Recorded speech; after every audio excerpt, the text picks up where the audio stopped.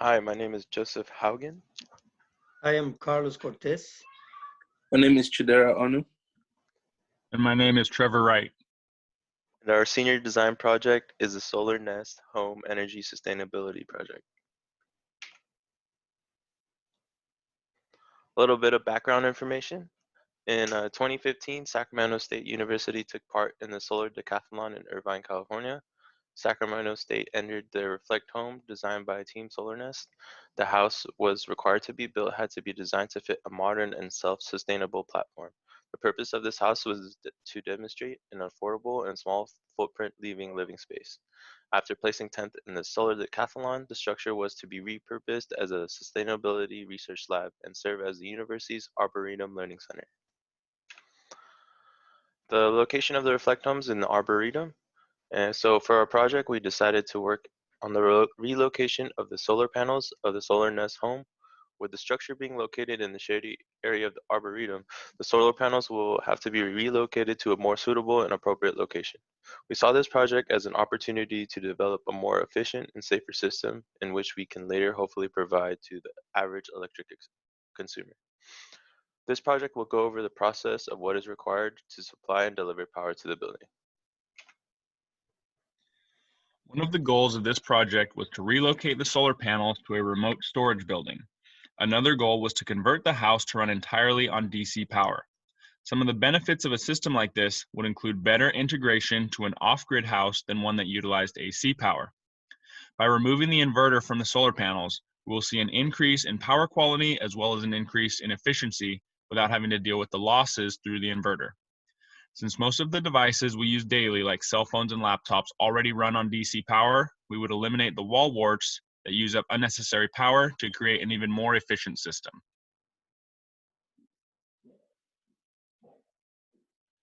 Here we have the schedule for our projects.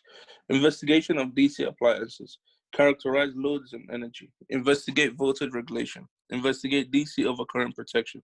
Develop AC-DC conversion plan. Develop a project plan. Investigate energy storage. Develop a project presentation. Develop a project report, and execute the project. Some of the devices like cell phones and laptops already run on DC power, and even some high-end battery-powered vacuum cleaners and like devices also run on DC power.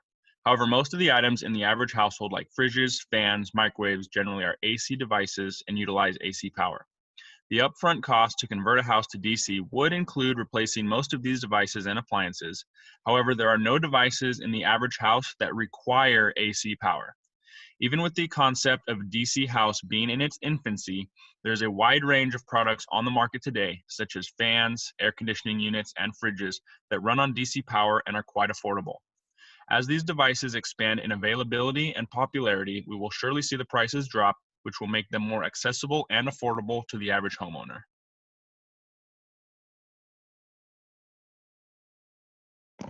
Now we have a little investigation on the load data.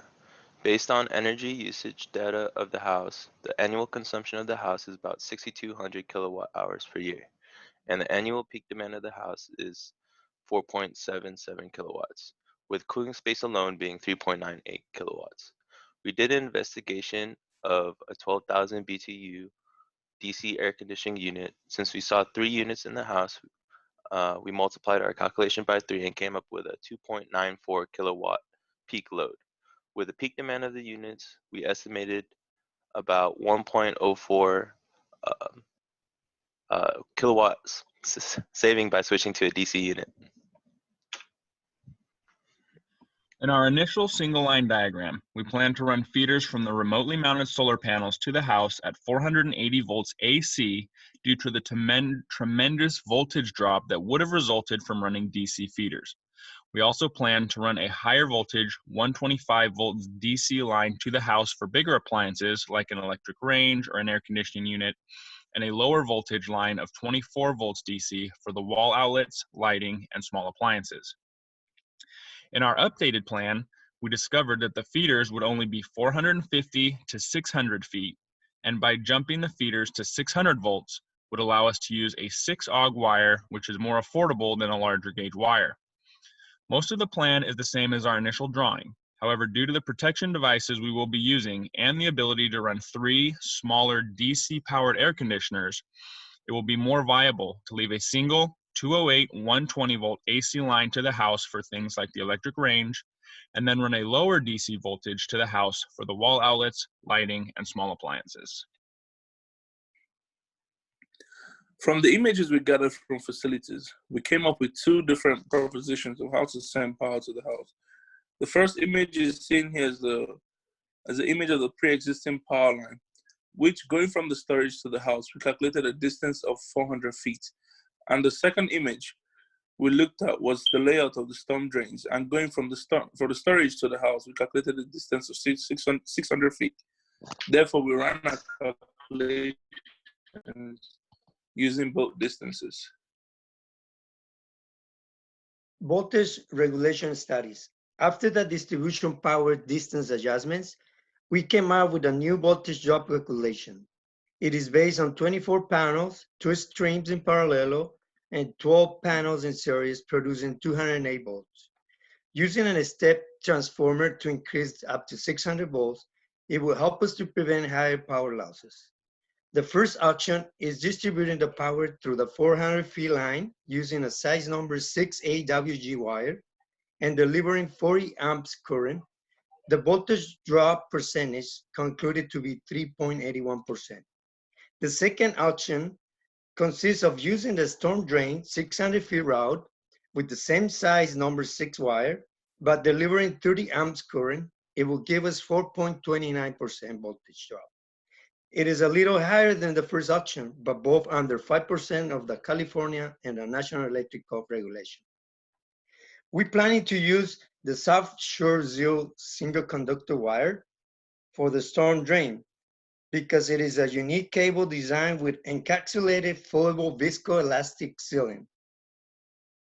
While for the 400 feet route, we're planning to use Southwire high score single conductor with similar characteristics and quality except for the sealing.